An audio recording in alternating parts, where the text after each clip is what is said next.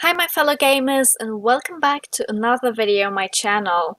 Today I want to take a closer look at the ridiculous console and PC war. And more specifically, I want to find out if exclusives are anti-consumer. As we all know, PlayStation is the dominating console when it comes to exclusives.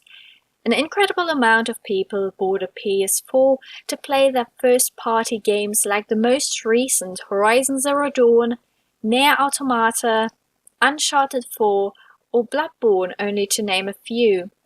The reason why they are exclusives in the first place is pretty obvious, namely to raise sales. Let's take a look at Nintendo, for example.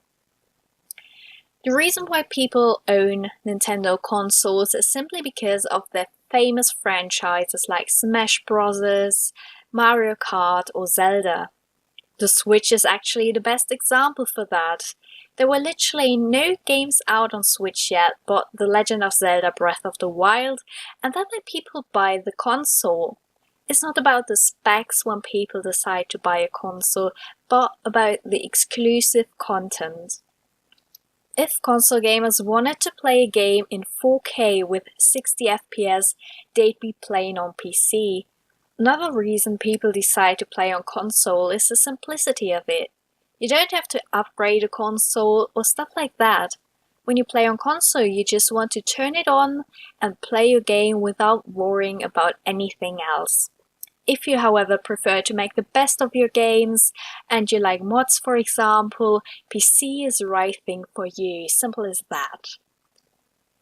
Exclusives work primarily as system sellers. Sony knows that, and that's why they get in so many small studios that make games exclusively for PlayStation. For many small studios, its only advantage is to become a first-party studio because of the financial support. Sony can advertise games like no small studio ever could. This way, they get international recognition. One could say that it limits the sales to publish a game on only one platform, but I don't think that it's true. Uncharted Drake's Fortune sold 2.6 million copies, whereas Uncharted A Thief's End sold more than 8.7 million copies. It takes time to build a fan base of a certain IP. The sales were still a lot with the first installment, while the sales more than tripled with A Thief's End. It's questionable if Naughty Dog could have sold as many copies without the support of PlayStation. What I noticed is that it's often PC gamers who complain that exclusives are limited to consoles. This is not true. Half-Life, for example, is a PC exclusive, or just think about the endless amount of games on Steam that never make it to console.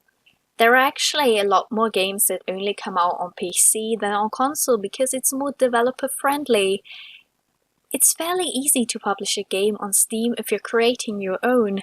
If you want to publish the same game on console, you first have to port it and also have to pay fees to PlayStation or Xbox in order to publish it. That's one reason why indie games don't often make it to console. Having said that, I don't think that exclusives are anti-consumer. Nintendo, as well as Xbox or PlayStation, want to give the players a reason to play on console. One of these reasons are exclusives.